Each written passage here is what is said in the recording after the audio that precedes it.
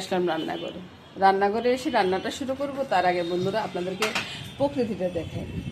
আজকে তো সকাল সকাল উঠতে পারি নাই, তো সকালবেলার ওই যে সূর্যটা আর দেখা হয়নি আর কি। এখন দেখুন আকাশটা কত নেই, খুব সুন্দর না আকাশটা। সব মিলে বন্ধুরা এখন চলে যাচ্ছি, রান্না বান্না শুরু করব। তো প্রথমে তো বন্ধুরা ওই যে তরকারিগুলো বানানো লাগবে আর কি। তরকারিগুলো কি তরকারি করব না করব সেটা চিন্তা করা লাগবে। চলে আসুন। তো মামনি শুদ্ধ কথা বলতেছি। মামনি কোথায়? এদিকে আসুন। এই যে আমার মামনিটা আসতে চায় না, কথা বলে না, বুঝছেন? এই যে কথা বলে না কোনো। আপনাদের মেশমাসে বাজার থেকে মাছ নিয়ে আসছে, আর এদিকে আলুগুলা ভিজিয়ে রাখছি। আপনারা দেখতেছেন কিনা জানি না। এই যে আলুগুলা পরিষ্কার করে নিচ্ছি। আর এদিকে লাউ ডাঁটা নিয়ে আসছি। কোথা থেকে নিয়ে আসছি? আমাদের ওই নোয়াখালীতে একটা জায়গা আছে, জায়গাতে একজনে লাউ ডাঁটা, তারপরে লাল শাক, পালং শাক এগুলো করছে আর কি। তো আবদার করে বললো যে আপনারা কিছু নিয়ে যান। তো এই না নিয়ে আসিতে পারি না বন্ধুরা, বলুন। গাড়ি নিয়ে গেছি, তো গাড়িতে করে নিয়ে আসছি। তো সেটাই আজকে রান্না করবো। তো এই পুরো ভিডিওটা দেখবেন বন্ধুরা, আশা করব। দেখে লাইক কমেন্টস করবেন, সেটাই আশা করব।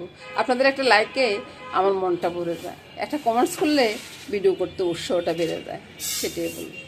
আর যদি আপনাদের বেশি ভালো লাগে একটা শেয়ার করে দেবেন, সেটা আমার মানে বাড়তে পাওয়া না আর কি, যদি আপনারা মনে করেন আর কি। তো এই ভিডিওটা শুরু করি বন্ধুরা।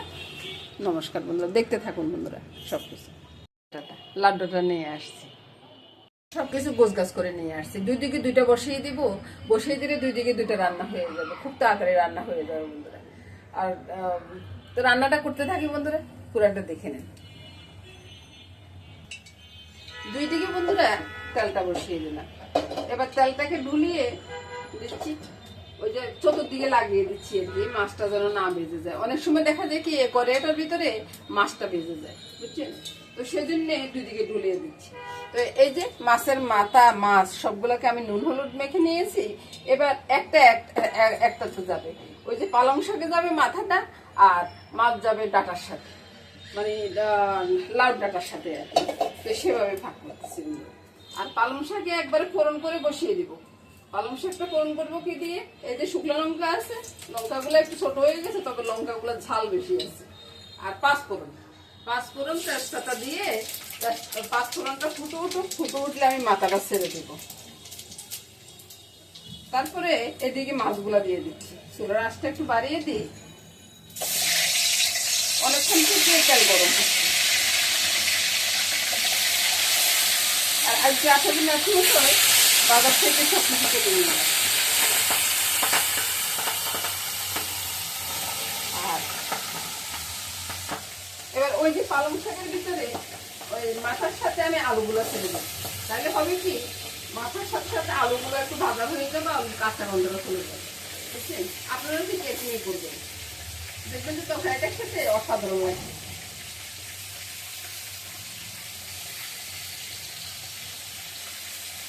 এবার এদিকে মাছ সবগুলো ভিজে দিয়ে নিই। মাছগুলোকে একটু উঠে দিচ্ছি, বাকিগুলো পরে দিব। এগুলো হয়ে যাওয়ার পরে আর এদিকে আমি নেড়ে ছেড়ে আলুগুলো ভেজে নিচ্ছি, মাছের মাথাটাও ভেজে নিচ্ছি। বলুন ভালো হয়েছে না?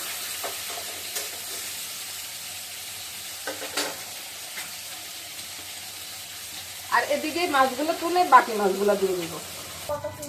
তো বন্ধুরা এই তো মাছগুলো ভেজে উঠিয়ে নিলাম। এবার ওই তেলে আমি মেথি ফোড়ন করবো। মেথি ফোড়ন করে মেথিটা ফুটার অপেক্ষা করবো না বন্ধুরা। পাঁচফোড়ন যেমন ফুটার অপেক্ষা করছি, মেথিটা নয়। আলুগুলো ছেড়ে দিলাম। আর এদিকে আমি ওই পালং শাকগুলো দিয়ে দিলাম। আলুও ভাজা হয়ে গেছে, মাথাও ভাজা হয়ে গেছে, এবার পালং শাকগুলো দিয়ে দিলাম। হাত ধোয়ার একটা ব্যাপার আছে, বুঝছেন বন্ধুরা? আমাদের সবকিছু ধরতে হলে, রাখতে হলে হাত ধোয়া লাগে, বুঝছেন?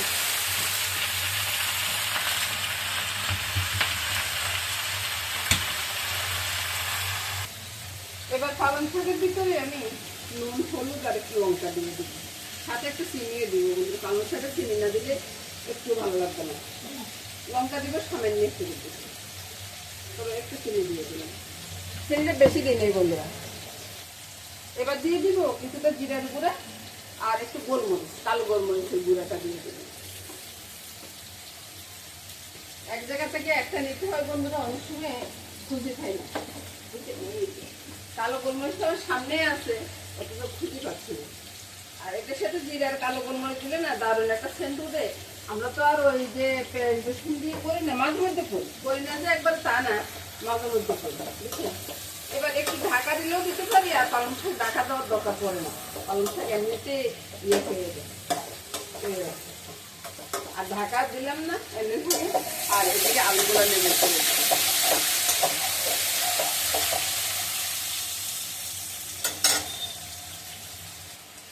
আর এদিকে আলুটা ভাজা হয়ে গেছে। এবার আমি ঢাকাগুলো দিয়ে দিই, জলটা দিলাম না, জলটা ফেলে দিলাম। তারপরে দিয়ে দিব স্বাদ অনুযায়ী নুনটা, সামান্য একটু চিনি দিয়ে দিচ্ছি। আপনারা যদি খাটি চান তো দিবেন, না খাটি ফেলে না, লঙ্কার গুঁড়াটা একবার কম দিবে। লঙ্কার গুঁড়াটা বেশি দিলে না ঝাল ঝাল বেশি হয়ে যাবে ঢাকার তরকারি, আবার একটু ঝাল বেশি হলে ভালো লাগে না বলুন। হলুদ তো দিয়ে দেবেন। এবারকে দিয়ে দিব কি হাতটা দিয়ে নিচ্ছি বন্ধুরা, হাতটা দিয়ে কালো গোলমরিচ। আমরা কিন্তু এই তরকারিতে কালো গোলমরিচটা খাই, রসুন পেঁয়াজ যেমন দিই না, কালো গোলমরিচটা করে, কালো গোলমরিচের গুঁড়া আর কি। তারপরে নেড়ে ছেড়ে একটু ঢাকা দিয়ে দিব। ওই যে এই ডাটার জলে ডাটাটা কিন্তু কষানো হয়ে যাবে, একটা আঁশ করে দিন। এবার বন্ধুরা ওই যে পালং শাকের কয়েকটা আলুকে ম্যাশ করে দিই। ম্যাশ করে দিলে হবে কি তরকারিটা ঘন দেখতে দেখা যাবে, আর দেখতে অনেকটা সুন্দর হবে, খেতেও ভালো লাগবে, বুঝছেন। সব দানা অল্প কিছু আলুকে ম্যাশ করে দিলাম। ম্যাশ করে দিয়ে এবার একটু ঝোল দিব, একটু ঝোলা ঝোলা থাকবে। পালং শাক যেমন একটু শাকা খেতে ভালো লাগে, আবার একটু ঝোলা ঝোলা খেতেও কিন্তু টেস্ট করে। নামানোর পরে দেখবেন যে কত সুন্দর একটা কালার হয়ে গেছে, কত ভালো লাগবে খেতে। আর এদিকে আমি ঢাকা দিয়ে রাখবো। ঢাকা হাতের কাছে যখন এটা আছে, এটা দিয়ে দিয়ে দিলাম। পালং শাকটা হয়ে আসছে, বুঝছেন। একটু সেকে দেখবেন।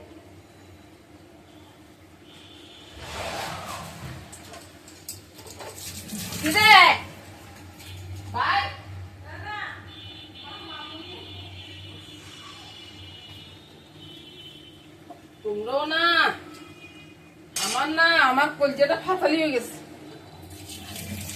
মামনি এরকম করিও না, এরকম করিও না, একারে আতঙ্কে আয় কোনদিন যে মরি যায়, আয় হেঁটে বুঝতে পারি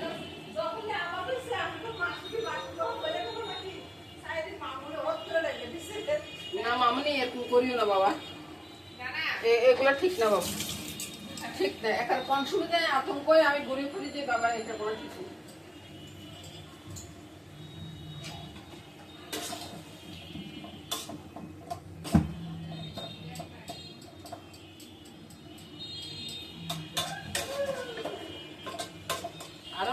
এই যে কাছের যে ড্রেসিং টেবিলের গ্লাসগুলো আছে না, একটা তো কোনো ইয়ে নেই, প্রোটেকশন নেই।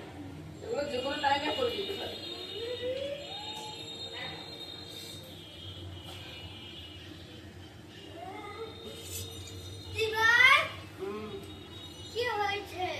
কি হয়েছে তোরাই না জানোস।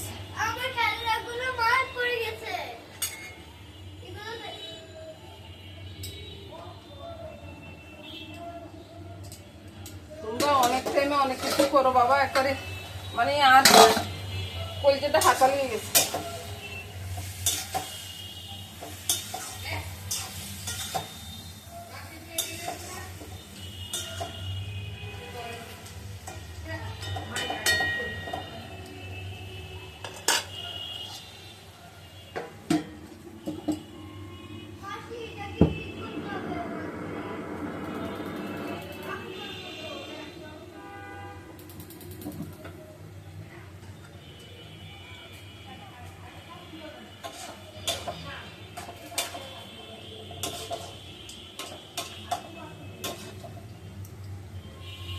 পালং শাকেরটা আগে বলছি যে পালং শাকের ঝোল রান্না করবো, তো পালং শাকের ঝোলটা হয়ে গেছে, এবার নামিয়ে নিচ্ছি। এই তো পালং শাকের ঝোলটা হয়ে গেছে বন্ধুরা, ঠান্ডা হওয়ার পরে তেলটা বেশি উঠবে, এবার নামিয়ে রেখে দিই। ডাঁটাটা কষানো হয়ে গেছে, এবার আমি মাছগুলো ছেড়ে দিলাম, মাছের সাথে সাথে জলটাও দিয়ে দিলাম ঝোলের জন্য আর কি। এবার নেড়ে ছেড়ে তারপর রান্নাটা করে নেব।